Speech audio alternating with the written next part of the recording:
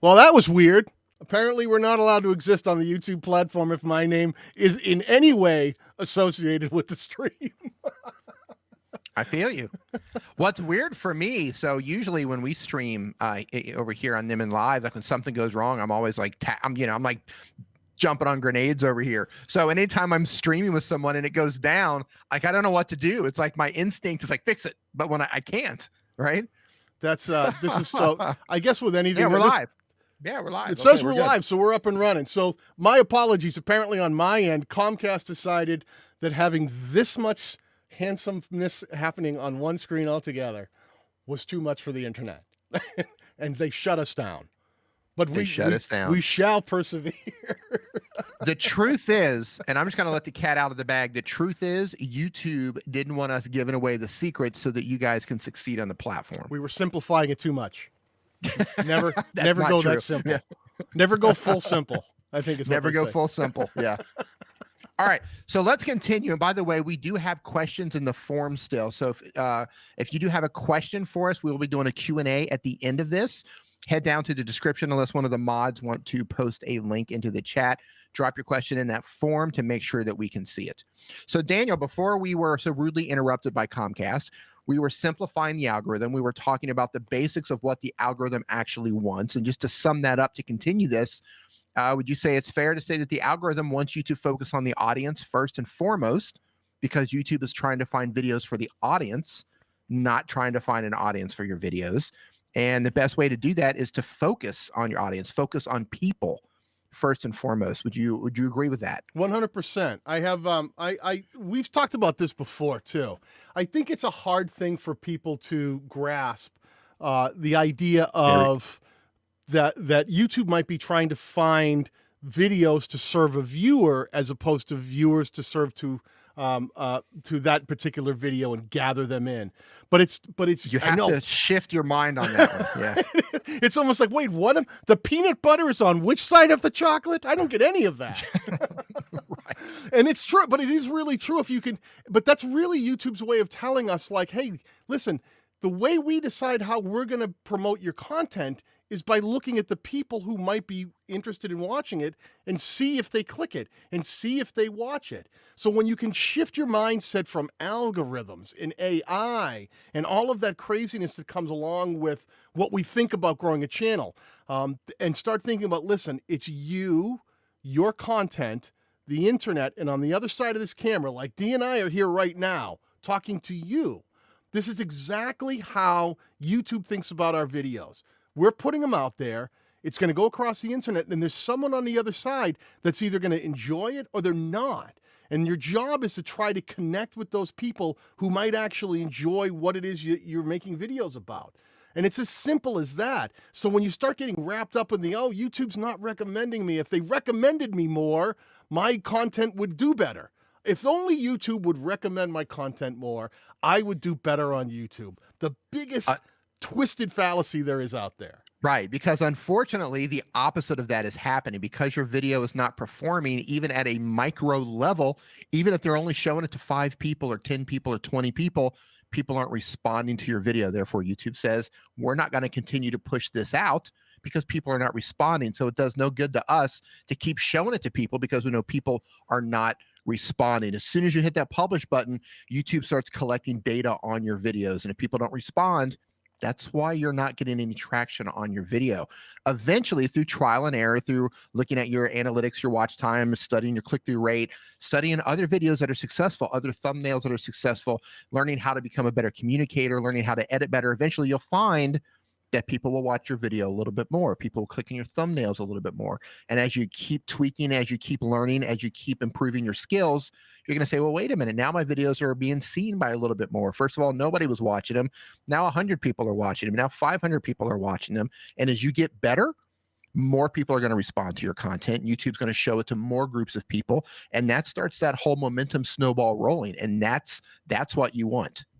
So let me ask this question of you, Dee, because you and I you were definitely hitting the platform earlier than I was. You've had huge success. I've done my best to keep up with you. It's a struggle, but you can pass me on the left because you're going to pass me up on the left. When you come to the, now I'm going to call this out right there. A lot of people would look at your channel and go, well, you're a Nimmin. Well, of course you're going to do well. You're a Nimmin. Not realizing that carries very little weight in the eyes of YouTube, right? Because YouTube doesn't care if you're a Nimmin. It doesn't care if you're a Neistat. It doesn't care if you're a Paul. Logan, no offense. You know, if you guys have a third brother that I'm not aware of that hasn't been successful, Dan. our best apologies out to that poor brother. Dan Nimmin. So you never Dan hear about Nimmin, Dan Nimmin as much. You're going to. You're Dan is the best of us, and you're going to hear about him. So yeah, I mean, I'm a Nimmin, and when I first started my channel, 98% of the people who were part of Tube Ritual and Nick's group and the community as a whole, 98% of the people were maybe 99% were incredibly supportive, and maybe 1 or 2% of them were saying things like, "It's not fair. It's not fair that you're getting help from your brother. It's not fair that you're getting linked out from your brother," and that sort of thing. But what people don't realize is it doesn't matter where you start. It doesn't matter if you are a Neistat or you're a McKinnon or you're whatever. That only gets you so far. You can only get eyes on your channel and eyes on your video so far. You still need to follow through. You still need to get people to respond. You still need to get people to click on your video. You still need to get people to watch your video as long as possible, right? Like if I didn't do any of that, I would be dead in the water. I would have made a couple of videos. I wouldn't have had any traction whatsoever. But because I came in serving a community that was not currently being served, which is mobile creators, that was my end. Right? I searched and I found an opportunity that I could work myself into. And that's how I came in. And all the help in the world, all the eyes in the world. That's why you see some channels, they get shout outs by huge channels, right? Channels with millions of subscribers, they get a shout out and they're off and running. It starts their career. And others just fizzle off and fade away because they don't make content that people are responding to. I can't stress that enough. If people don't respond to your thumbnail, they're not going to get to your video. And once they get to your video, if they don't respond to your video, if they're not watching that, you're not going to get anywhere. So you need to focus on getting people to respond to your video. Now, that's easier said than done. We all have to learn that skill. We all have to learn how to get people to react, how to lead people along, and how to structure the video in a way to where people want to continue watching. And that's a skill that you have to learn, just like you had to learn how to play basketball. You had to learn how to play soccer or learn a second language or even a third language. You had to put in the time, you had to build those skills up so that you learned how to do the thing that you wanted to do. YouTube is no different. No different whatsoever. So if I'm a Nimmin or I'm a McKinnon or I'm a Batal, doesn't matter. There's only one of me. All of my relatives have actually changed their last name because of my access on the internet. They went, listen, we're no longer Batals. We're the McPhersons. we are no relation. But that's a really great point. It was funny. I had it in a very smaller sense because a lot of people who know me know that I'm very attached to Brian G. Johnson. He was a big part of my growth curve. He was a guy I paid as a consultant to help me really dial in what it was I wanted to do. I knew I wanted to get somewhere, and I knew I had things in my head, and I wanted to streamline it. You know, one of the things that's great that you have a brother, Nick, who says, well, I've already had success. I can kind of help guide you. That guidance isn't going to guarantee you any success. You're the one who has to take that information and run with it. Same thing with Brian. Brian, the first few videos on my channel were actually based on a collab I did with Brian for a song we did called Trigger the Algorithm, which was great. Remember, that was a lot of fun. Dee was in that. He was one of our background singers. And we Trigger the algorithm. Oh, please don't sing it, because then it'll get stuck in our heads, and then we'll all start singing it again. Don't do that. Don't go there. Those earworms should not be made for public consumption. But one thing that was interesting was, like, when I first launched that channel, I got like 150 subscribers in the first 36 hours, and I thought, well, this is how you do it. But what happened is there's nothing more there. Those people all want more content. They want more. You might get a little surge from a shout out. You might get a little surge from a collaboration. You might get a little surge from something you've done in the community, which I think is powerful. I think community is powerful on YouTube. No doubt. No doubt. But very powerful. It needs to be a component of a much larger strategy that you have in mind for channel growth. And that component will be very small. If I do something with Dee and it ends up on, his community tab, I know he always sends a few extra views my way. Some new people who didn't know who I was, I always see them showing up going, hey man, Dee sent us, we love this is great. When Dee does something, I try to do the same. They probably go, don't mention Daniel. They don't like mentioning my name, especially if they're family members. So, but that ability to leverage community is important, but it's not going to be any significant cornerstone to your growth. The real growth that YouTube cares about is viewer behavior. What happens day after day after day after day when you start producing content? Does it connect? Do people come back? Do they watch one? Do they watch a second one? Do they binge watch? Do they watch multiple pieces of your content and then come back and leave comments? Do they share your video? Do they share your video out? When you put a video, do they watch it immediately right when they come to their browse, that homepage? And there's a whole field of stuff they could be watching. Do they choose your video over all that other stuff? Because it could be my videos or your videos or any Dee's videos could be on someone's homepage next to all sorts of different creators. But does that one video that you just published get that creator to go, oh, Dee's got a new video out, I got to watch this, that looks great? Because that's what YouTube thinks about as a session start. They just came to YouTube and your video started the first video in that watching session. So that's important. All those little things mean something. So the ability to make content that connects with your audience, that they might click, that they might want to watch, you and the audience, you and the person on the other side of that camera, the other side of the internet, on their mobile phone, if you make something that they want to watch, that's your best chances of growing your channel quickly, hands down. Now, what Daniel just said, he's talking about basically user patterns, right? People are watching your videos. They want to come, you want them to come back to watch more of your videos. And you're going to notice something happens when you can get more and more people to come back to watch your content. You're going to find that they're getting more notifications. So something happens with YouTube, the notification system, and yeah, not all the notifications maybe go out, maybe they do. But what happens is, even if they're subscribed to your channel, if they're not watching your videos or they're not watching a particular type of video that you make, or they're not coming into your live stream, YouTube sees that. And YouTube says, okay, well, this person has a new video and you haven't watched the video from this channel in quite some time, or you only watch particular types of videos from this channel, and they're not going to get notified when you upload. So in terms of influencing user behavior, you want to dial in to your audience and get them watching as much content as possible, because that tells YouTube, this person keeps coming back and they're watching these videos. So we want to continue to give them those videos. And Daniel, if you don't mind, I'm going to take one question. It's not a question, it's just a statement in the chat. Carice Styles says, it's really hard when you're new and you're starting a new channel and building a brand. Yes, it is hard. All of this is hard. None of this is easy. And I was looking at your channel while Daniel was speaking. You've been on the platform for 7 months and you've uploaded about 12 videos. What I'm going to tell you is, 7 months and 12 videos, you need to upload a lot more consistently than you are now. You're focused on, it looks like hairstyles or things that you can do with your hair. Keep doing that. And I want you to pay attention to your audience retention report inside YouTube Studio.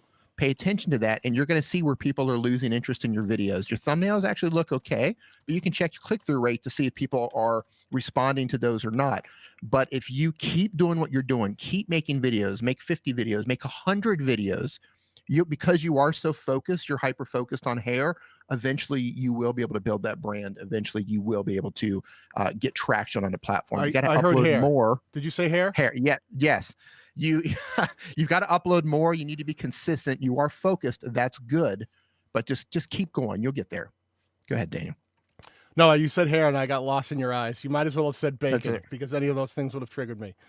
Yeah, that's 100% true. Everything that Dee is saying is, man, if there's one message that we can really try to impart today, is that all of the things that we talk about when we think about algorithm, that algorithms under the AI are all built to do one thing well: figure out what viewers like watching and feed them more of it. And when we say viewers, right, Dee is one type of viewer, I'm a different type of viewer, Andrew Can is a different type of viewer, Everyone in the chat room is a different viewer. Ikarot, WWE Today, Angels E and V, everybody, John Pullum, and you're all a different viewer. And YouTube is trying to figure out every single one of us. It's much more elaborate than you think. There isn't one set of rules that goes to all viewers. So all you have to do is you don't have to compete against every channel out there. You don't have to compete for every viewer on the platform. You only have to compete for the viewers you want to reach and do well within that subset. Those people. Dee's reaching out to people who want to learn how to use their mobile device to create content and be creators on the platform. That's who he's trying to reach. He's not trying to reach people who are into online gaming or, following the local basketball team or trying to figure out Ike, here it comes. Ike, you ready? People trying to figure out the next best chicken recipe. That's not who he's trying to reach, but because he's so focused on who he's trying to reach, it's a lot easier to reach those people. And YouTube's paying attention to that. I would say for the people in the chat right now, or anybody watching this on the replay, if you're new to the platform and you're struggling and you're finding that maybe you're just getting a little bit lost and you don't know what to do, my advice to you to get the ball rolling is to do your research, put in the due diligence, and try to find places online where people are not being served, and then make videos to serve them. Now, you need to come back and you need to figure out how to get your thumbnails together and edit your videos and how to present and all of that. But find a community that's not being served and serve them, right? And also, I recommend trying to get search traffic when you're first starting out. That's how I went at it first and foremost, is I targeted search traffic. I still target search traffic. I know that people are coming to YouTube to learn how to do things on their phone, so I make videos for them. I look for opportunities, and that's where TubeBuddy can really help you. If you don't have TubeBuddy yet, and I'm sure you all do because you're in the TubeBuddy chat, but that's what TubeBuddy does. It helps you find opportunities so that you can make videos to serve people looking for those particular topics. And if you do that on a regular basis and you focus on thumbnails that are getting good clicks, and you focus on learning how to get people to watch more of your videos, more and longer videos, you will succeed on the platform. It's just a matter of time if you don't stop, but you have to keep learning. You have to keep improving. That's 100% true. That's so true. One of the things that Dee was just talking about was like the thumbnails and things like that. Boy, I can't put enough emphasis on the fact. I think people get so wrapped up into what's the right thumbnail? Do I put my face in? How do I write the title? Do I use this keyword? Do I add an emoji under my title? What's the right way to do this? Again, viewer behavior. Think of the viewer. Does the viewer care if you have an emoji in your title? Do they care if your face is in that thumbnail? What they're looking for is packaging. Think packaging. When you build something great, when you make a great piece of content, think about how you're going to package that. Put together a title that might be compelling, or that might say the thing that someone reads it quickly and goes, oh, that's the thing I've been looking for. And when you start thinking about a thumbnail, don't start cramming everything up there. Don't think about grabbing your title and cramming it in your thumbnail. And I got to put my face in. Oh, and I got to have this coffee cup and this napkin. And I think I need this mouse. You start putting that all in, and it just becomes confusing. At the end of the day, a picture is worth 1,000 words. Think about your title. Think about your content. What it is. What is it? What image encapsulates something that you would go, well, I see that, and it represents that thing I'm about to watch. Simple. Keep it simple. The easier you can make it for the viewer to understand what it is you've created, the better chance you'll have of connecting with those viewers out there that you're trying to reach. Yeah, perfect. And before we get into questions, Daniel, I think we have 25 questions in the forum. We should get over there. Sounds good. Just something I want everybody to fully understand this is that the algorithm is for the audience. It's not for you. You're not. That is audience. Digest that. I want you to let that steep in. This is not something that you're trying to marinate. We need to marinate the idea of the algorithm. That is not something that you're there to crack. There's nothing to crack. It's just there to gauge how well you're connecting with your audience. Trying to crack the algorithm or to find the easy button is like a NASCAR driver trying to figure out how to make the clock tell him that he got a faster lap. It's just gauging what's happening. Drive faster, work harder. move more quickly towards the goals you're trying to reach, and all of those things will work in your favor.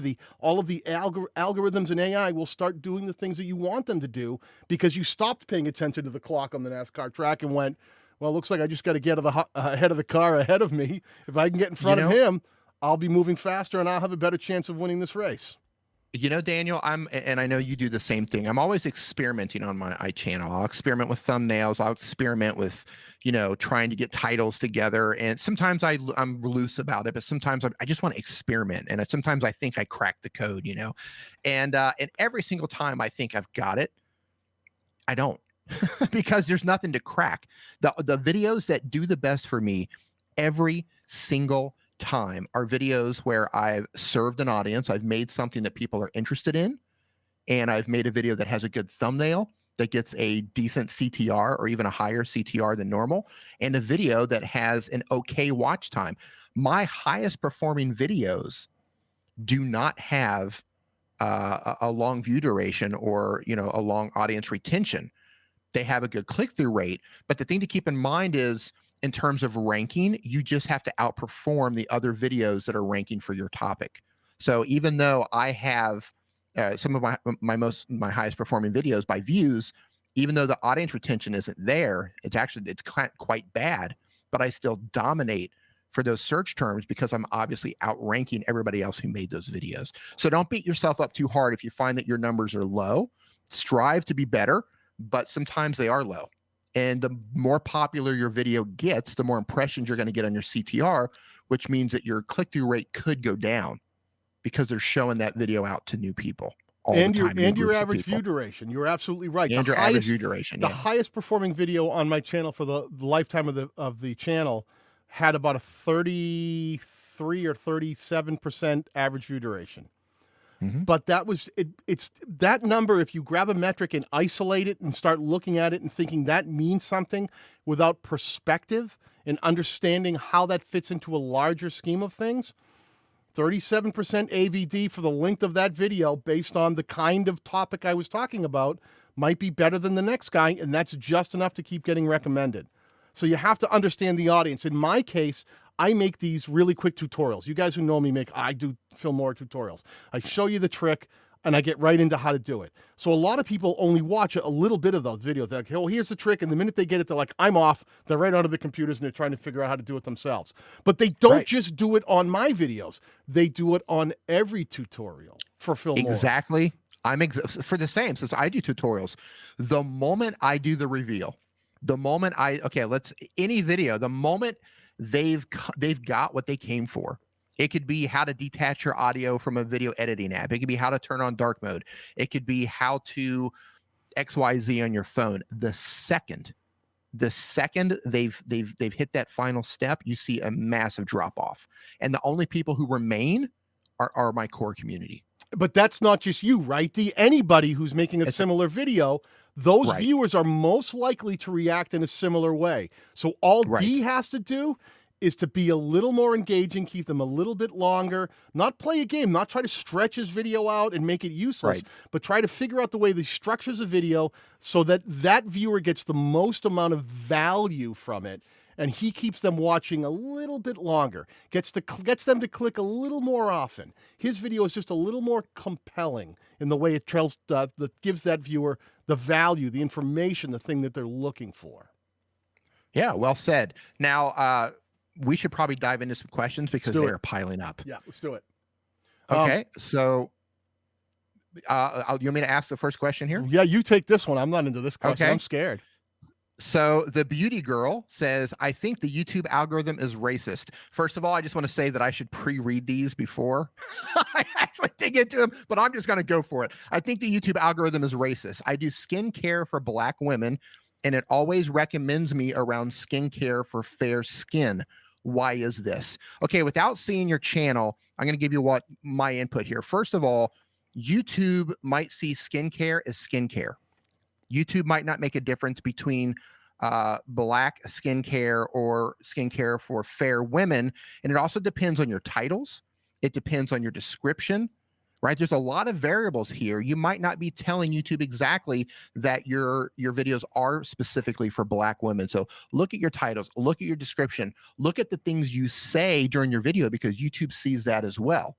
And you also have to think about who's your audience, right? I can't see your statistics, so I don't know who's looking at your video, but surprisingly, you might have people with fair skin watching your videos as well. So YouTube is showing that out to people with fair skin as well. So first, check your titles, check your description, be very mindful of what you say in your hook and the things that you say during your video and what you put in your thumbnails. Daniel, you agree with that? Totally agree. I'd even add All right. one other thing. If YouTube is actually mixing you in and not being specific to what kind of skin color that it's recommending next to, maybe that's the least racist thing that they could do. They're saying, hey, we're just talking about skincare. We don't care the color of your skin. So, but it is. Everything Dee said is absolutely true. YouTube is not, it's 100% not looking at your content and saying, oh, we need to take this ethnocentric content and recommend it towards white audiences. It's not that. So don't feel that. Just think about, in a broader sense, that's great that it's being recommended across a skincare platform as a whole. It's not making that distinction. But you can do things to influence that in your title and in your keywords, in the way that you talk about stuff in your content. Andrew Can brings up a great point. He says it could just be that when YouTube serves your content to the demographic that you want, they're just not clicking on it. 100%, right? Yeah, the demographic that you want isn't the demographic that's responding. Isn't the demographic that you're reaching. Right. So sometimes you got to get in where you fit in. Boy, that's a story. That's how Dee used to get served dinner at the Nimmin household too. Got to get in line. Exactly. You never know. Yes. I'll take the second one. You got this? What do we got here? We got a question. Wow, man, you guys are on a roll. Why does TubeBuddy only let men stream? Yet another channel that doesn't feature women. I'm going to tell you right off the bat, there are loads of female streamers on this channel. If you haven't been you must not be watching the channel, because some of my favorite streamers are on this channel. Desiree Martinez is on this channel. Judy Fox is on this channel. Shelly Saves the Day is on this channel. We've got there's been so many great female creators that are here live streaming. Trina Little, Salma Jeffrey, Erica, I can't pronounce her last name. Erica, right? But yeah, no, TubeBuddy has plenty of female streamers. It's just when people are available, they're available. Yeah, and you might miss some of them. One of the things that the reason that we're here today, hopefully the women will show you how to do this right without internet crashing and stuff, because they're better at this than I am. I can tell you that right off the bat. We're going to be seeing more of these collaborations with partners coming together on the channel. So what we're kind of spearheading today, you're going to get to see with a lot more of the people that you want to see. And listen, if you want to see more female creators on the TubeBuddy channel, then support them when they stream. Because at the end of the day, listen, here's a big one that no one wants to talk about. If we come here and nobody watches, Dee and I don't get to come back. So you have to understand that support the creators that you love. Support the streamers that you love, because that's what guides the whole motion forward. Is everybody, there's some great female creators and some great male creators out there, but the ones that drive the most amount of attention to the channel are always going to be the ones that get featured more. So support the creators you love. Yeah, so if there's female streamers on TubeBuddy and you're not supporting them and they're not brought back because no one's supporting them, don't that's on you. That's on you. Look at what we did. It became on us and we went right back to you. Yeah. All right. Next question. So the channel name is Yoga Bliss Dance. The question is, I'm struggling to get suggested. Vast amount of views come from search. How can I improve suggested? Can I grab this one for a second? Yeah, take that one. One of the easiest ways to improve your suggested, and I think this is where a mistake a lot of people think, suggested means my videos show up next to another video from another creator, and that's what suggested means, right? And you may mean recommended. I think we covered that in the previous stream an hour ago. But suggested is an actual traffic source. If you look inside of YouTube support, the definition of suggested traffic includes traffic, videos that are found from within the links of the descriptions of other videos. So when YouTube tells you that, hey, you know what suggested traffic compromise is a part of? People who found your video within a link inside of another video. when you post a new video, go right into your description and link to another one of your videos. You want a super pro tip? Here's a super pro tip for you. Whenever you go to a watch page of a video, you're going to see the description is truncated, which means it only shows the first couple sentences, and you have to click see more before you can see the rest of all the description. Lay out your link to another video on your channel above the truncation. So give a quick description that optimizes for the title, but drop another link right up top where it can be seen without having to click show more. So you've taken that step out of the process, and you are more likely to get that viewer to see it as they scroll down and maybe want to leave a comment. And better yet, in the pinned comment, put that exact same video there with the same link saying, hey, stop. I've got another video here you should watch, in your pinned comment, so that anybody watching a video on the watch page not only sees it, but they might see it in a card, in an end screen. They scroll down. In the description is suggested traffic by definition, but you can recommend in more places. Promote your own content. Be your own best salesperson. That's the best advice I can give you for growing a channel. Always be promoting more of your own content. You absolutely nailed that one.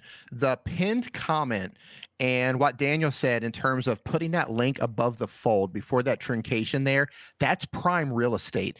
Anytime I do a brand deal, anytime I work with a sponsor, my goal as a creator is to make sure that people click on those links. I make sure that that link is visible so people don't have to tap to see more. I don't want them to expand that description. But guess what? If they do expand that description, the link is also down there as well. So I'll put it up there above the fold. I'll put it in the description, and I'll use a pinned comment. This is prime real estate. You can use it for brands. You can use it for, suggesting your own videos, and not just videos. Put together a playlist, right? If you want to really dig into watch time, you want to really get user behavior really going on your channel, put together a playlist of relevant videos that are relevant to the video that they just watched, and order them in order of the way people respond to them. Your best video, right? And lead them out. Link out to that playlist. People will watch, and they'll go to another video and another video. You have to think about influencing their behavior. And if you do that, you're absolutely going to win. And something else that you can do, a tactic that you can do, and it doesn't work for all channels, but if you're doing how-to or tutorials or something like that, you can use the same title. You can use the title of another video that's very successful in the hopes, right? Similar description, same title, same type of content, in the hopes that if your video is good, if people are responding to it, you just might end up in the up next spot on a large video. I've actually gotten traffic before from huge channels, and Daniel, you probably have too. Channels with millions of subscribers, simply because my video is relevant to what they made.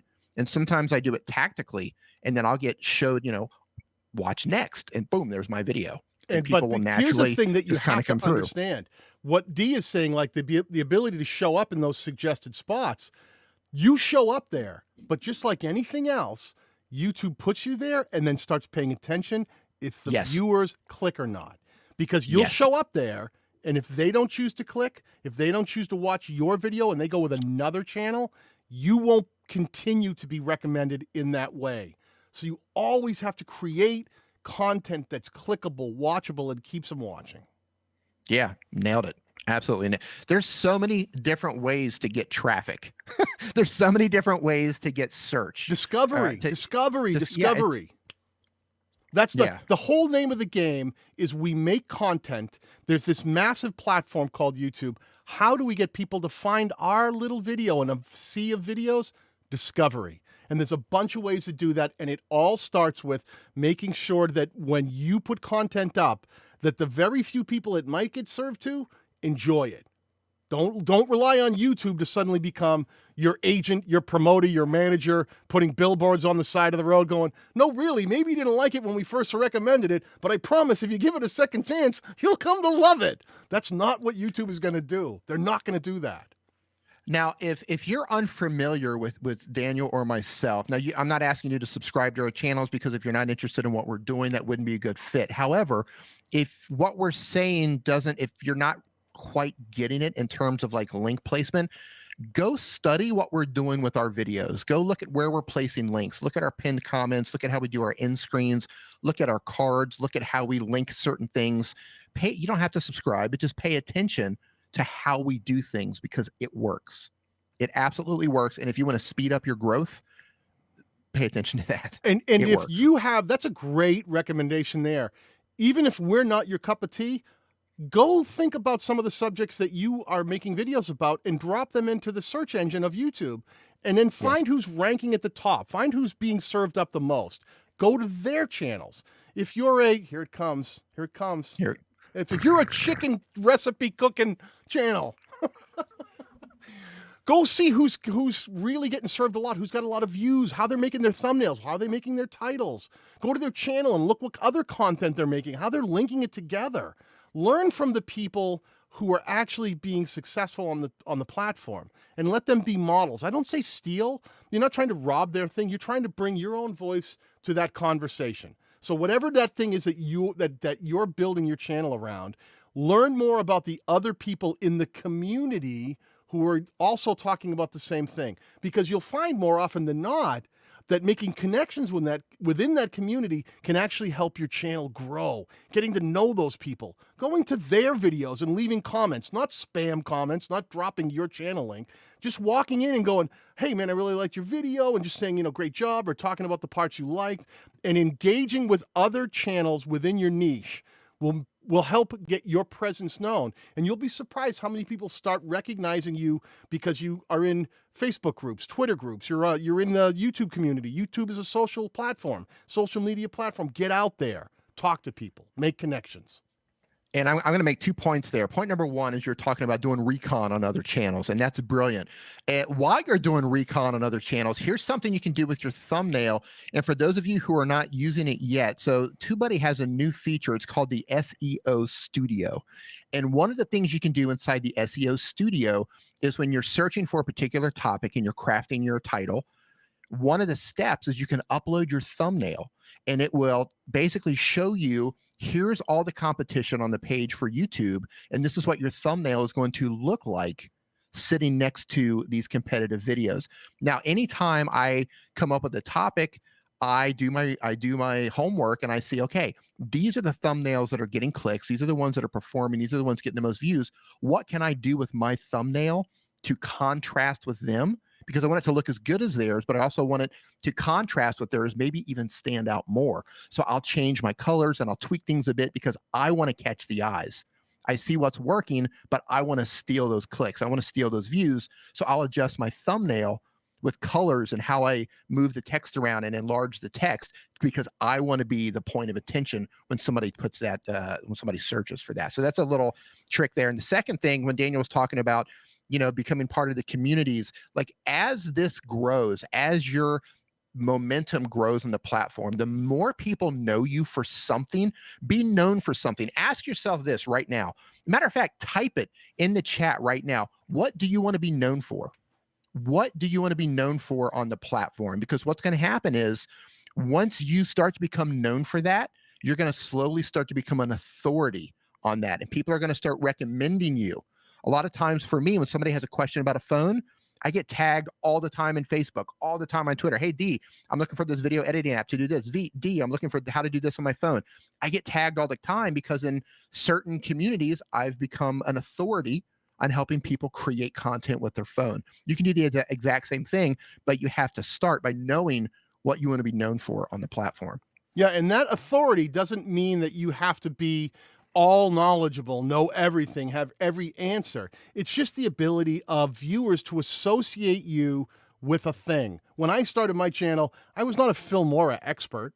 I wasn't a content creator. I'm not the best editor in the world, but I knew enough that I could pass something up. Well, let's be real here now. Let's not. I'm trying to be awesome editor. You're an awesome editor. What are you talking about?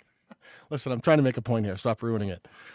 The point here is that you really want to do is when people can start associating you with a thing, whatever that thing is that your channel is about, it becomes so powerful because they'll always look at you and go, oh, I know this channel. They gave me great information on this, or they had a great video on such and such. And when you come across their timeline again, Again, viewer behavior. We're always trying to influence people to go, just remember me, discovery, the reason to connect. Don't just make stuff and put it up there for no reason. Be intentional about the things you create. So Daniel, so there's a couple people, actually everybody's typing in what they want to be known for. And I'm just going to grab a couple here. So Andres Perez, he says he wants to be known for event and portrait photography. Then everything on your channel should be about that. Yep. When you're about ready to make a video, ask yourself, does this video fall in alignment with what I want to be known for? If the answer is no, don't put that video on your channel. Who else? Think and channel art, the way your channel art looks. Before you even look at a video, when I just glance onto your channel, does your channel art scream that value proposition? Do I get it at a glance? Do I know in the packaging of the way you've put not only your videos together, but the way you've built your channel that it's so crystal clear at a glance that I know what it is your channel's about? If you can do that effectively, there's a much higher probability of people becoming invested in you. Now we're going to move on to the next question, but before we do you understand? Does it make sense? Are we explaining this in a way that makes sense to you? If it is, type in yes in the chat right now and give this stream a thumbs up if you haven't done so already. We want to know that this is resonating with you and you understand how we're explaining this, because that's the whole goal of this. We want you to go take away from this stream understanding how this works. And Daniel, yeah, your vote does not count. Now moving on to the next question. And I hope to see a bunch of yeses in there. Moving on to the next question. CodeGate says, do you guys know what is the most important input for the YouTube algorithm? That's what we've been discussing the whole time since we've been live on this stream and the last one. Not one. Here's one of the biggest. Here's one of the biggest. Two of them, right? We have we're going to do a third stream later on where we'll go deeper. One of the things that we're really trying to make sure that you guys listen and hear, and we hope we get through to you. There isn't one thing. There is no magic easy button. There's not, you go, oh, I do this, and suddenly YouTube recommends my content. You have to think about viewer behavior, something that's really hard to measure. YouTube built an entire platform and multiple deep mathematical algorithms with people who are much smarter than I will ever be, and I won't say Dee because he's pretty smart, but probably smarter than Dee too, that spent their lives just trying to figure out how to understand viewer behavior. So that's the same thing we're trying to do too. We're trying to create content that somehow we can relate to viewers when we put it up, that they might click it, they might watch it, they might watch more than one video. So understanding that viewer behavior is not only something that we're trying to do, it's something YouTube is trying to do. So when we start doing it together, when we get in line with what YouTube's trying to do, figure out the viewer. Figure out what it is they like to watch. Make more of that content, because YouTube's going to recommend content that people want to watch within our niche. So let's make sure that our content is the stuff that gets recommended. When we talk about suggested traffic, the best place to get suggested traffic is from yourself. And the reason for that is if someone watches one of your videos and you get into the process, you start using pinned comments, cards, end screens, links in the description to get them to click another video, then they'll click that and watch it, and YouTube will recognize that behavior, and they're more likely to start recommending your content on the sidebar next to your own content. They're more likely to put your content on the homepage of that viewer tomorrow when they come back to YouTube, because you got them to watch a few pieces of your content. So forget about YouTube. Think about the viewer. We want them to watch 1, 2, 3, binge watch. If we can do that, if we can grab them and we can hold on to them, that's the key to YouTube's success. Getting people to watch and keeping them watching. That is the key to all of it. So always put that first. That's so simple. Get them to watch and keep them watching. Get them to watch and keep them watching. Like to break it all down. I'm going to put another step in there. Get them to click, get them to watch, get them to keep watching. If you do that, that is the YouTube algorithm simplified right there. Right. Get them to click, get them to watch, get them to keep watching, and get them to do that on a regular behavior, on a regular pattern. You're going to find that your videos are going to be shown to a lot more people. And you're going to say, oh, I don't have to decode this anymore because people are responding to what I make. And all of a sudden, like, you're swimming upstream when you're trying to figure out the algorithm. you're swimming upstream. As soon as everything clicks and you're making content for the audience and they're responding to that, you're now going downstream. And I promise you, this journey gets a lot easier as soon as you figure out how to do that with your content. 100%. And I think that's one of the things that is hard for creators to grasp, is because we say, listen, get people to start watching, get them to click, get them to watch, get them to keep watching. And they go, well, what button do I push to do that? There is no button. There is no feature in YouTube. There is no magic trick. There is no perfect thumbnail. There is no perfect title. It's you understanding the people you're trying to reach and build something that connects with them on a level that even YouTube doesn't understand. If YouTube could magically make every video connect with viewers, they would do it. That's why they built algorithms, to try to understand which ones the viewers are watching the most and recommend more of that. You just need to be like a surfer and get onto that wave and ride it. Keep riding it. I feel like there's a song in there somewhere. There is. I'm working on it right now. You want me to grab the guitar? No, not yet. Okay. Next question from Metal Detecting NYC. Can you give us some more insights on search? I use your service, but I'm still trying to do better in that category. So let me jump on this really fast. In terms of search, the first thing that I recommend you do is stop thinking algorithms, stop thinking, how do I figure out search? And start thinking like a human being, and start paying attention to your own behavior on YouTube. How do you search? How do you look for things when you go into Google? How do you look for things when you go into YouTube? How do you use YouTube as a search engine? Because that's all it really comes down to. And that's something that TubeBuddy helps you with. You have to write out your titles and put your SEO together in a way that people are actually searching for. If it's not how people are searching for, people aren't going to find you. But if you craft your titles in a way that are exactly how people are searching, if you go to the YouTube search bar or the Google search bar and you start to type in anything in regards to your niche or niche, however you pronounce it, you're going to see a drop down.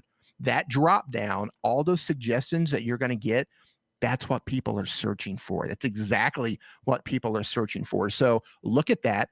Pay attention to your own habits when you're searching, and then craft your titles that way. Use TubeBuddy for that. TubeBuddy can tell you, there's too much competition here, not much search volume here. So you have to come in and you have to start, think of putting your title together kind of like playing Tetris in a way. You're constantly moving words around. You're switching phrases around because people search differently. And eventually through using TubeBuddy, you're going to say, okay, this is getting good search volume and the competition is low. So I probably have an opportunity here. So you take that opportunity, then you make your thumbnail and you make your video. TubeBuddy gives you that opportunity. It's now up to you to make a thumbnail that people want to click on and a video that people want to watch. So TubeBuddy does their end. Here's your opportunity. And now you have to do the rest. So that's how I tackle search. Think of it just from a human being perspective. How do I search for anything? And then do that. Daniel? Learn to find holes. Learn to find holes. One of the things I'll drop, you guys want a truth bomb right here that'll blow your minds? Put your pens down or put them onto the paper right now. I'm going to blow your mind. Everybody out there is using the keyword search tools improperly. Everyone. It doesn't matter if you're using what particular keyword research tool you use, you're using it wrong. And let me explain why. Yep, a lot of people will go and they will look. Let me see if I can share a screen over here. I think I can. Let me do this. School me. I'm going to school you. All right. Can we see this? Me. Let me share mine for D so he can follow along too. Oh, not that one. Daniel, close that one. Not that one. Sorry. Here's the keyword research tool that is in TubeBuddy that we all know. We got the keyword explorer right here. We type in something, and let's say it's, we're going to stay within our niche here, right? And say YouTube views. People look at this and they go, oh, I'm looking at the score, and that tells me whether or not I should go with this or not. And they're only looking at the score. This is so wrong. This is the wrong methodology. You have to understand the data behind the scores, okay? And the reason is, let's look at this one. You see this and you go, well, I've got a video down here that's got 301 views that was ranking for this target. But it says good. I think this is my title. You have to look at search volume, understand, first of all, search volume. Go, okay, good search volume, I'm in. This is a good target. Step number one. Step number two, look at the competition. This looks scary. You go, man, there's a lot of competition. I'm in trouble here. That's almost down in the red. But one of the most important things that people do not understand is optimization strength. Optimization strength. And the way to find out if this target, no matter if the tools tell you good, poor, great, is click over to, in particular, if you're using the TubeBuddy Keyword Explorer, click over to results and start looking at all of the titles that are being served by YouTube. Can you see these? There's one video at number 3 with 301 views that has the word YouTube views highlighted in bright yellow, but it isn't even the first 2 words in that title. And look at what else is being served. Number 1 doesn't even have those same words in that order. Number 2 has the word YouTube and doesn't even have the word views. Number 4 doesn't have any of the words. Number 5 has the words views, but not the word YouTube. These are semantic searches. This is all YouTube going, we're trying to fill the void of what people want with whatever we think might fill it. And if they don't have ones that are optimized well, that are fantastic fits for that, they'll go with semantically similar ones. So people look at this and they think, oh, the target video here is I can't even scribble straight, is the only thing I should pay attention to. But if you realize that the target videos that are ranking for this, they aren't really well optimized for the title, then tomorrow you could make a video that was better optimized, that was closer to the target, like this person did right here with 301 views. Do you know how this person here with 301 views was able to get in between a video with 6.7 million views and one with 13 million views? Because it was closer semantically with something that YouTube thought fit that need of the viewer. This is Daniel, so important. When was that uploaded? How long has that video been online? That one has been, I'm going to take a peek over here. Hold on a second. Let me stop sharing. I've got all kinds of stuff going on my screen. It looks like it's been up since 2012. So it's been sitting there forever. You've got all kinds of opportunity for that particular video to do. You could walk into that hole. I think sometimes people use these keyword research tools and they go, I got a good score, and they end it there. They don't take the time to analyze the data. Who's ranking? Who's optimized for those targets? YouTube will always try to serve some sort of videos. So if you put up and you say, listen, I'm going to do a search for apple pie. Apple pie. I want to see how many videos are out there for apple pie. But let's say there's only 3 apple pie videos. YouTube will go to the next best thing and go, well, key lime pie, cherry pie, and they'll start serving those videos in search results because they are semantically similar. They're pie baking recipes. But you can walk in and go, wait a minute, I'm going to look at optimization. Are these videos really serving the apple pie niche? Can I make a better apple pie video that will start to rank, and I'll become the new gateway video? I'll become the new target video because my video was better optimized for that target. It did a great job of connecting with the audience, and I got people to click, view, and watch, even though I was a tiny channel and I had very little ability to rank against the big guys, but I did because YouTube pays attention to how well you optimize your videos and how well your audience responds to them. So pay attention not just to, oh, I got green, I got red. Learn the data. Are the videos that are serving that target well optimized for it? And are there opportunities for you to go in and be the better, the better apple pie? Did I say it? I went away from chicken. I don't know what happened. So, yeah, you're losing it, man. So for people in the audience right now, in the chat and watching this in the replay, they're thinking, okay, great, but how do I optimize? Can you give your optimization tips? Perfectly. What you would recommend? Yeah.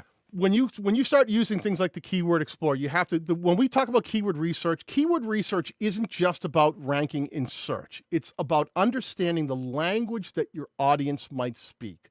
So if you're a gamer and you start looking into, if you say, oh, well, I play Fortnite, well, then you would enter a term like Fortnite into a Keyword Explorer and start understanding what things people are typing into the search engine. That's what the Keyword Explorer in TubeBuddy does. It helps you understand what people type in when they use YouTube as a search engine. you start speaking their language. What are they interested in? Sometimes you can find openings for things like, instead of, Fortnite gameplay, which might be really hard, you might do well for something like Fortnite gameplay without any swear words. I remember a long time people were trying, because a lot of people swear when they play games, and some people, like, I got a 9-year-old son, and I don't want him hearing all these swears. I just want clean gameplay, and they'll search that so they can let their son watch it or make sure that it's cool to watch. So there's opportunities within there to find places to put your content. But more than just ranking, you have to think about learning the audience's language. So when we do things like researching keywords, it's not just about showing up in search. It's about the minute your video is published, does your particular piece of content happen to meet the viewer's needs? Does that viewer watch that piece of content and go, I get it, the minute it's published, the minute it's put live? Do they say, I get it, I see it, it makes sense? And then they can say, all right, I want to click this. It's not just about search. Search can happen later on. It's always great to optimize. One of the things that Dee and I have talked about is always thinking about the different stages of the way a viewer comes to the platform.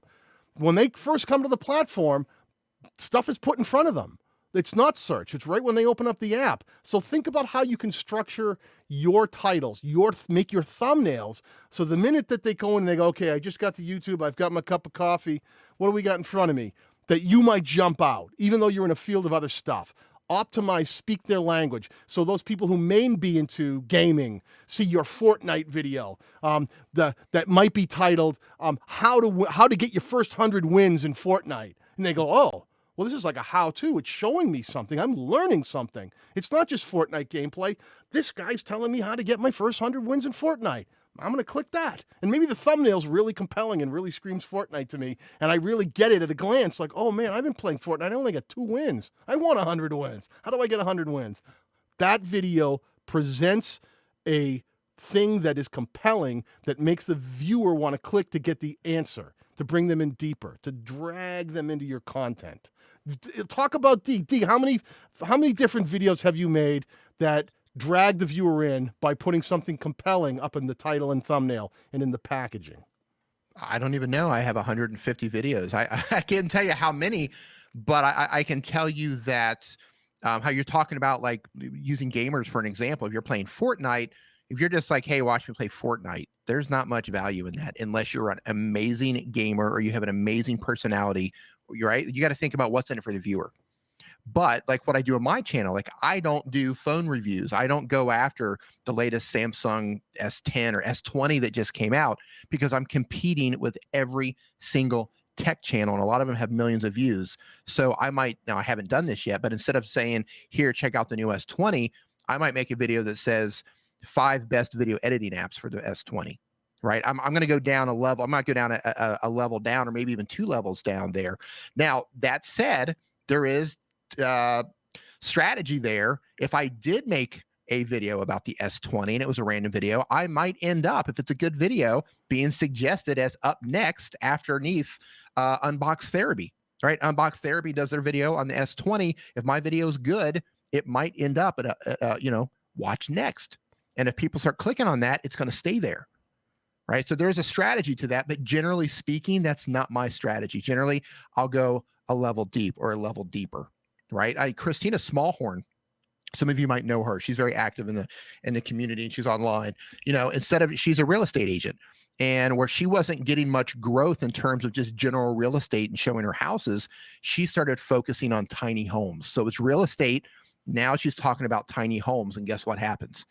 She found a whole new community of people who've coming in. Now she's getting hundreds of thousands of views on some of her videos because she's focusing in on the tiny home community instead of just real estate, which is just so broad. So she's niched down just a little. I don't even know how we started on the niche down thing, but you know what I'm trying to say. Well, what I'm we trying talk to about say. that. We're always, people are always wondering, like, how do I get more suggested? How do I connect with the audience? How do I get found in what is keyword research? How do I get showed? How do I get found in search? The more you think like a viewer, the more you think about what their needs are, what they might be looking for, and how to serve those needs with your content. That's a really great way to start moving your channel forward.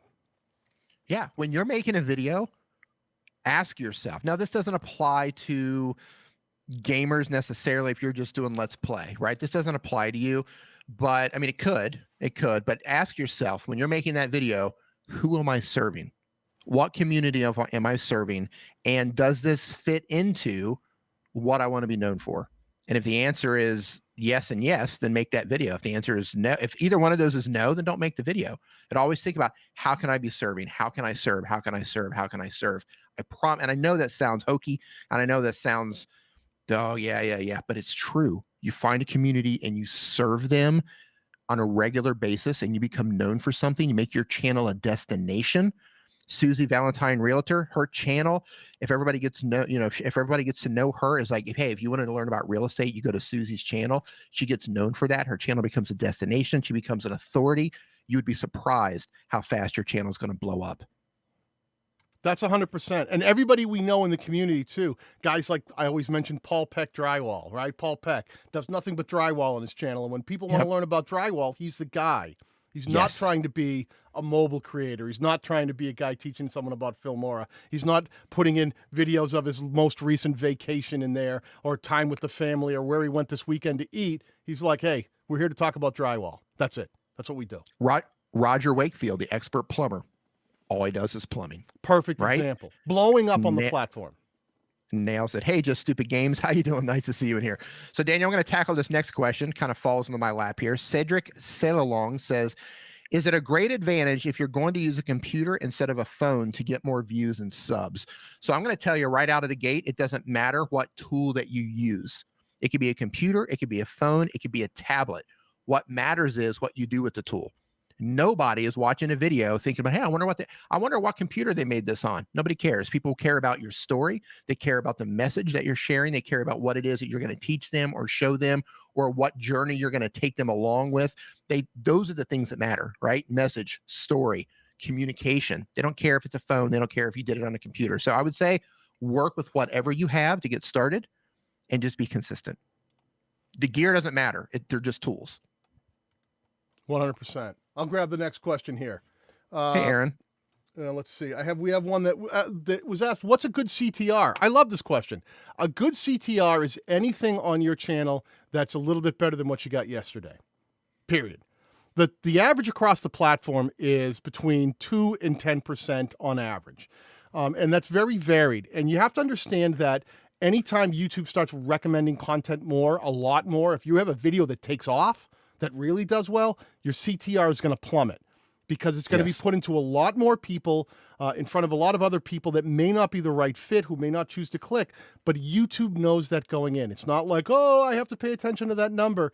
I was with Dee, we were at Vid Summit this year, and Mr. Beast, Jimmy got up and he did a presentation and showed he's got 20 million views on a video, and his CTR was like 4.3.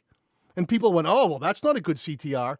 Yeah, it is on a billion impressions, because it got put in front of so many people that not everyone's going to be right. And every time that YouTube suggests a video that much, it compares how that performs for CTR against other videos that have been promoted that much, right? It's not comparing a billion impression video to yours that got 100 impressions. So one of the biggest things you have to think about is CTR relative to impressions. How often is your content being recommended? How many views does it have? Because what you'll find over time is that your channel will seek its own level. You'll start seeing an overall channel CTR that when you start making a lot of strong content, you'll start seeing it all dial in. And maybe your average is, I average about 5% on my channel, but I know right when I publish, if I get a video that hits 10, 12, 13% CTR in the first 3 hours, because YouTube now has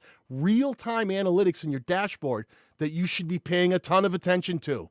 This is you publishing. This is YouTube watching your video right when it goes live and telling you what people think about your new video.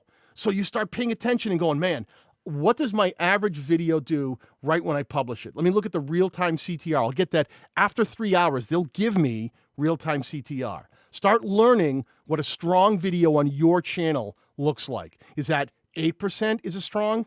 CTR for your channel? Is it 9? And start aiming for that every time. Is it 10? Is it 15? I've seen gaming channels that come out of the gate at 25, 30% CTR. Dies down over time. But learn how people react to your channel, how your audience responds, so that you can go, listen, when I publish a video, I'm going to look immediately in the first 3 hours and go, what's my CTR? Oh, it's only at 6%? That's low for me. I know when I really nail a target and I really build a strong video, it's usually more like 8, 9, 10, 12, 15. That's when I know I've got what Brian G. Johnson calls a runner. It's a runner. It's going to keep going. It's got legs. So you want to start learning about your audience through CTR. It's not about platform-wise. It's about your channel. Look at how your videos perform on your channel for your audience and learn those metrics. Learn about your audience through your analytics. All right? Nailed it. And in addition to what he said, so not taking impressions into consideration here, YouTube just put out a blanket statement and said the average CTR, which is click-through rate, is between 2% and 10%, right? That's just a blanket statement. So if you're on the lower end of that, you might want to rethink your thumbnail strategy. If you're on the higher end of that and that's normal for your channel, that might be high or low for your channel, then you have to make those decisions there. And something else to keep in mind, and I mentioned this earlier, it might have been version 1 of the live stream, I don't remember, is that you're also competing against other people who are competing for the same title. So if your CTR is higher than the other videos that are also ranking for your title and your watch time is more, if you have a higher audience retention, you're probably going to outrank them, right? Because you get more clicks, you get more, people are watching your video longer, so you're probably going to outrank them. So you're competing not only against the videos on your channel for you're trying to find your average or what's normal for your audience, but in terms of ranking, you're just outranking the other videos. And there's something that Dee just said there that I want to make sure that you don't just gloss over. YouTube doesn't just pay attention to how your videos perform on the platform. They pay attention to how your videos perform as compared to your other videos. That's the reason the dashboard was built. So when you put up a video that all of a sudden starts driving more views than usual, more view velocity, when presented to people, they choose to click it. Maybe they choose to click it and they watch longer. And within the first 3 hours, you start seeing all those little arrows on your dashboard that says how many views, and it starts saying, oh, we've got more watch time, we've got more average view duration. YouTube is comparing your video to you, to your other content. And if you build something and you create something that connects with your audience more than some of your other videos, YouTube is the first to reward you. You'll start seeing notifications across your dashboard. Hey, we've noticed that this video is performing better than others. It's got 53% more views when presented in front of your audience than your previous content. And when YouTube sees that, they'll recommend your content just based on the fact that this video is doing better than your other ones. So don't worry about the whole of YouTube. Worry about your channel, how to do better than your previous video, how to keep moving towards the top. When you publish a video, try to get into those top ranking spots of your dashboard. Right when you publish, is your video number 1 to 3 of the top 10, or is it constantly number 8 or 9 or 10 and not doing much? We're always trying to move that needle because that tells us we're reaching the people that we're trying to connect with right off the bat. Nailed it. That was a very long answer for between both of us for CTR. There you go. CTR in a handbasket. All right, so I'm going to tackle this next question. I don't know how many questions we're allowed to answer here, but I'm going to tackle this one from Kimai, K-I-M-A-A-I-I. Kimai, I don't know how to pronounce your name. Do you think it's best to do a variety of different videos or find a specific niche or niche? Everything that we're just talking about today is about finding your target audience. What happens is, I'm not going to say you can't do it. This is a decision that you have to make as a creator. But if channel growth is your goal, then you need to find an audience and you need to serve them. Because what happens is, let's say, because I do mobile content on my channel, I teach people how to make content on their phone, mobile accessories, that sort of thing.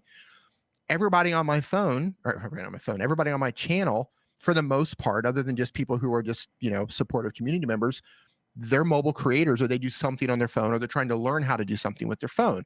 But what if I started tossing in chicken recipes or videos about how to melt crayons? That's going to bring in a whole new audience of people. And now my audience starts to get segmented. So now when I upload a video, YouTube might not be sure who to serve my video to. And then people aren't clicking. My click-through rate's going to get out of whack. it doesn't work because you've segmented your audience.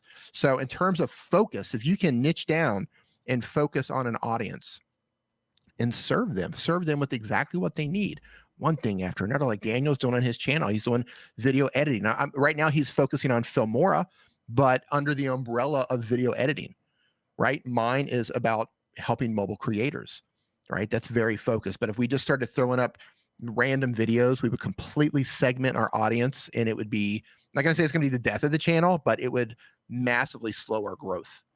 That's the biggest thing. Well, having said that, can I one more thing? Go ahead. Having said that, if you're not sure what you want to do on the platform, if you're still trying to find your footing, and I don't know if Daniel's going to disagree with this or not, but I believe that if you don't know what you want to do and you're just uploading content, upload content until you start finding stuff that works, then niche down on that. If you're starting as a variety and you're just because you don't know what you're going to do, you don't know what's going to work, I think that's okay for starting. But when stuff starts to work, when you're like, okay, when I make this type of video, it works, do that. Focus on that. Stop doing the variety at that point. 100%. I even the Creator Academy, that's why we keep telling people, go through the Creator Academy. They tell people, when you're a new channel, try different things. You haven't perfected the art of content creating. None of us have. We don't know the audience we're going to connect with. If you're unsure of the thing you're trying to create, think about how you can try a few different things that may not be as niche down as we'd like them to be in the end game, but we're trying to get there. It's almost like trying to figure out the right recipe that might be connecting with our audience, which brings up our next question. We have a question from, let's see, it's from, I've already lost track of these. Is that Discovered Flavor? There we go. Was this the cooking? The cooking channel, yes. Which now I've lost it again. But it was a question about what kind of. I got it right here. The question was, what should be my main focus getting started as a cooking channel? Well, there's a perfect example that Dee and I were just talking about. That's a great example. Let's say you're a cooking channel and you say, like, I want to do cooking, but I don't know what's going to connect. I don't know what I'm really good at or what my audience might like. Get out there and try different things. Say, you know what? I'm going to try some recipes where I do some, dishes from around the world. I'm going to show people how to cook out of cast iron skillets. I'm going to show people how to use an air fryer. I'm going to talk to people about great Instapot recipes or how to use a crock pot, set and forget, quick meals for families on the go, and start making different things, chicken, steak, do different things with different types of cooking utensils and equipment, and just listen to your channel. Which ones are getting more views? Which ones are getting more views? 3 healthy recipes for breakfast. Right? There you go. Start playing with all those things that you possibly, and what you'll see is that will be certain videos that do well that you go, it's really hard. If you step back and look at your videos, if you go into your channel, click on the videos tab, you can filter those videos based on views. And assuming you haven't paid for any advertising or anything, those are organic views. Just reorder them in terms of which ones are most popular and start learning from your channel which of your content your audience tends to like more, tends to connect with more, tends to watch more, and make more of the things they connect with. And the videos down at the bottom that they didn't seem to watch as much, don't do as many of those. Study what you built, how you made the title, how you made the thumbnail, what were you talking about, what kind of recipe, what were you doing, how did you pace it out, how long was the video? Do people prefer from you? Do 3 to 5 minute videos on cooking tend to do better in your channel than 7 to 15 minute videos? Maybe you're going too long and people just want the recipe and they want to get out quick. Learn from your channel, figure out what's doing well, and that will help you niche down because the answers are found right within your own channel because your audience is going to give you those answers. Okay, next question. Joycey Joyce, who says, I've had a traffic source of 21.9% from other YouTube features. What is that? Other YouTube features. Daniel, do you know what that? Yeah. No, go ahead. Well, what happens is there's a multitude of ways that YouTube is putting your content out. The stuff we know about, which is the recommended content, but there can be anything. There can be a bunch of stuff where anytime that content comes along, in a different manner that it's recommended. Maybe it's on a community tab that someone found it, or maybe it's it was shared somewhere within the platform. So it's stuff that tends to be smaller numbers, and some stuff they can't trace. You're going to find that there's some stuff when this happens with external too. They can only trace down too far. What I would tell you is don't get too freaked out over that stuff, because the main sources of traffic that you really want to be driving traffic from are not going to be other YouTube features. There are cases. I had a video from my previous channel that blew up from external traffic, and it was shared on a Facebook post, and it went nuts. And I was able to track it because it showed me external traffic, and then Facebook was through the roof. But any of those smaller things, they're things that are less important to the drive. What you really want to do is get your content performing for the big three, which is the two recommended sources, browse and suggested, and then also search. If you can get into those three, then the other stuff starts breaking down as less important. External traffic is always good. It means you're bringing people to the platform. YouTube loves it when you bring people to the platform. It's a session start.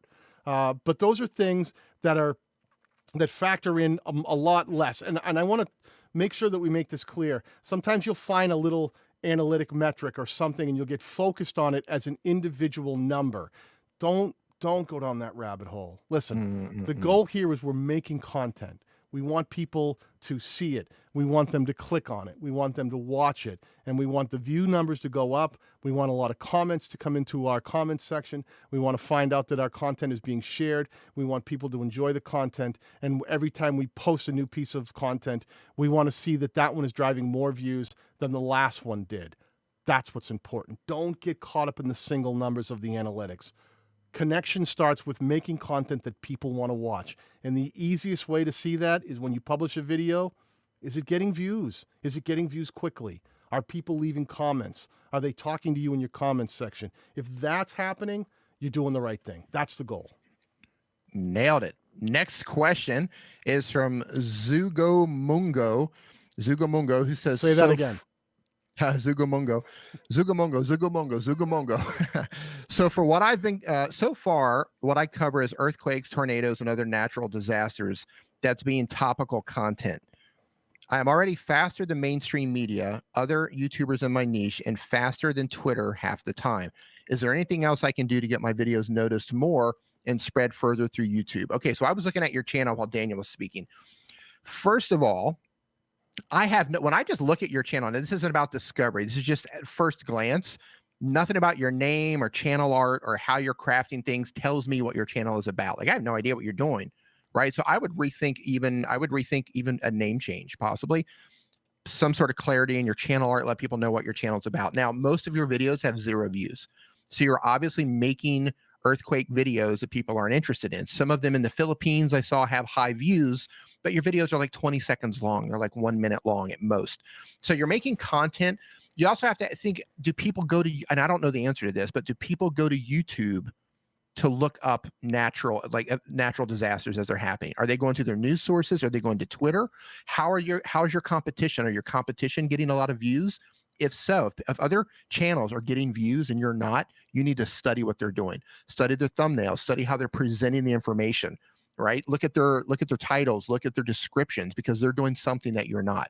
Most of your videos have got no views whatsoever. So I start with that, right? You need a complete makeover with the channel, and you need to study the channels that are working.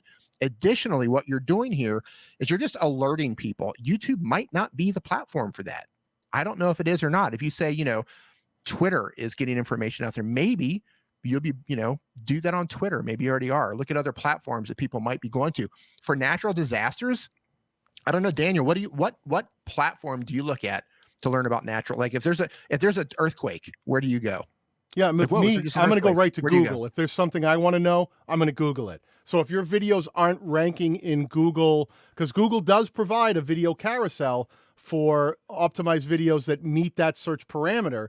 But if you don't know that ahead of time, if you haven't done the research and know where you might rank, it's going to be very hard to beat someone like a Fox News or a CNN right, or an MSNBC or, the Associated Press to rank on the first page of Google as something that people are looking for. They will come to YouTube sometime and try to get information, But think about that as well, because this is another thing. Don't just put up natural. I don't know what you're putting up, but if it's not getting a lot of views, it's like 20-second clips of like an earthquake that just happened. Just like, hey, this earthquake happened. There's not necessarily inherent value in that. One of the things that Dee and I have been talking about, Dee lives in Thailand. They're right next to China, and they're dealing with the coronavirus outbreak. If you just show a bunch of people running around the streets in masks, it doesn't provide value. If you have commentary, data, updates, things that people might click on your video and say, what's the new spread of infection of the coronavirus, and you have data to back it up, and people go, oh, I can understand where this virus is spreading. This is a horrible subject, but like how it's affecting the world and what people need to be aware of, then you've provided value, not just here's a clip, here's an earthquake, because it's so out of context that it's like you're hedging your bet on rubberneckers, someone who just wants to stop and see the accident and move on. When you're building a channel, you want to build it in a way that people will want to come back and watch more of your content. And the way to do that is to provide value. And if you're talking about disasters in the world, then you should offer more than just the disasters. There should be commentary on that. There should be places where people can make donations. There should be updates where people can go find clean food and water if they're in those areas. Things that are valuable to anybody who might happen to jump on a search engine and go, this event is important to me, and this is what I want to know about. I don't want to just see it. I want to learn about it. I might be affected by it. I might have lost my home in a fire, in a California wildfire, and I want to know where the evacuation points are. These are value points. These are things you can provide to the viewer that they may be looking for. That's where I would put all of my strength into. Yeah, that was very well said. You could also make, preparedness videos. How do you prepare for a tornado? What to do after a tornado hits? Has your house been hit by a tornado? Is insurance going to cover it? Watch out for these insurance scams for tornadoes or fire. There's so many different ways that you could take this instead of just reporting. And I'm curious, for everybody in the chat right now, type in where you go for breaking news. Is it Google? Is it Twitter? Is it Facebook? Because I don't know if YouTube is the right platform for that. Having said that, and I don't know if they're still online, but I just had a quick glance. So when the coronavirus first started, there was one channel, and at that time, they were the only one who was live. They were running 24 hours a day. They were running the live coronavirus count. How many infections, how many deaths, how many have recovered. And it was a live screen, and it was counting. And in their description, they had up to the minute places where you could buy protective masks. And they were constantly changing, as like if Amazon sold out, they would change the link. They had tens of thousands of people watching around the clock, 24 hours a day. And I just took a quick glance. There's a live stream doing that right now, and I don't know if they are. Oh no, it's not. I'm sorry, it's not live because they had 95,000 views. But anyway, there's tens of thousands of people watching at that particular time. So you got to think about it in terms of you have to meet the people where they are. So if you're not getting any traction, it's because the people aren't looking for what you're giving them on this particular platform in the way that you're providing it. So if you go through the chat, and I don't even need to say all the what, you can see it yourself. People go to Google, right? Google Twitter. YouTube might not be the place for what you're doing. So re-strategize what to do if you're in an earthquake. What's the best place to hide in your house or your apartment if you're in an earthquake? What kind of supplies do you need if you're going to be without electricity for 3 days, right? Think about, I can tell you this, there are tons of prepper channels that are huge. So they've tapped into that. They've tapped into something. So I would re-strategize what you're doing. Yeah. But just like you said, like value, it's all value. No matter if you're making content that's about... I'm going to interrupt you for 1 second because they just replied. He says, I go to YouTube for updates. Here's the thing. Your audience doesn't. Right. Where you go, forget it. They're not going there. And you can tell based on what's happening on your channel. Right. So you're definitely doing some tweaking there. And don't, and it doesn't mean that other people don't. Do exactly what Dee said. Start dropping some of those search terms. If there's a specific disaster, if there's a specific event that you are thinking about covering, then type that into the search engine of YouTube and see who else is covering it and see who else is driving views and how are they covering it and what are they doing and how are they able to move forward. Sometimes it's a little tricky to tell because you don't know where the views come from for every channel, because there can be channels that have Associated Press links that are outside news sources and you never know where they're driving views, but at least you can get a feel for the kind of content that's being surfaced. That's what we talk about when stuff rises to the top, what's being surfaced by YouTube, and get a better feel for why yours isn't. Because if you're at 0 views when you keep publishing, I don't care if you're doing a channel that's about natural disasters, or if you're doing a channel about making chicken recipes, which someone needs to start doing right now, or if you're doing a mobile device channel. The thing that matters is, are you connecting with your audience? Is your channel moving forward, gaining growth, and are your videos driving views? If they are not, if you repeatedly publish content that gets 0 to 30 views and it just keeps doing that and nothing grows, then you need to change what you're doing. It's not YouTube, it's you. You need to think about the way you're connecting with your audience and modify it in a way so that your audience responds. Yeah. I mean, that's the thing, you know, if you're trying to grow your channel, you're going to have to rethink what you're doing. I mean, I got to give it to you. And I don't know if this is automated or what, but you are uploading tons of videos every day for every earthquake. And that's cool. But you know, play with your thumbnails, play with your titles, think about what other value you can add to the video. And again, a 20-second video, right? A 19-second video. What is that telling YouTube? You know what I mean? Like, what, you know, especially when you're competing with somebody like CNN or Fox News or Al Jazeera or some other network that is going to be covering this in detail. And then you've got at best 20 seconds of watch time. They're not going to show your videos to people. Yeah. It's going to be very, very limited. There's competition out there. You know, I've always said, I think there's an audience for almost every type of channel out there, but it's up to you to build that channel in a way that connects with that audience. They're not guaranteed. Right. Just putting up videos doesn't guarantee views. You have a job to do that we've talked about, is trying to define the audience you're trying to reach, make videos that always serve their needs, and then do it in a way that they become connected and engaged with. And if you publish videos that aren't driving views, something's got to change. Something's got to change. I think there's a lot of opportunity doing what you're doing if you tweak it, if you adjust it and you think more about the viewer and how you can help them more. And because he just said that most of his views are not even coming from YouTube. They're coming from outside YouTube. So, yeah.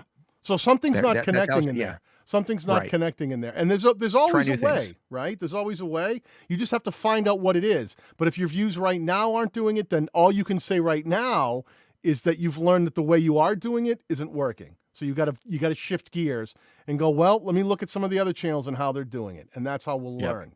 Hey, you know, I want to take this opportunity. We got pretty long into not only one stream, but we're deep into a second. Andrew's probably pulling out his hair. I want to make sure you guys know this is a series that's going to be ongoing on TubeBuddy, where we're going to have different creators come on and live stream together.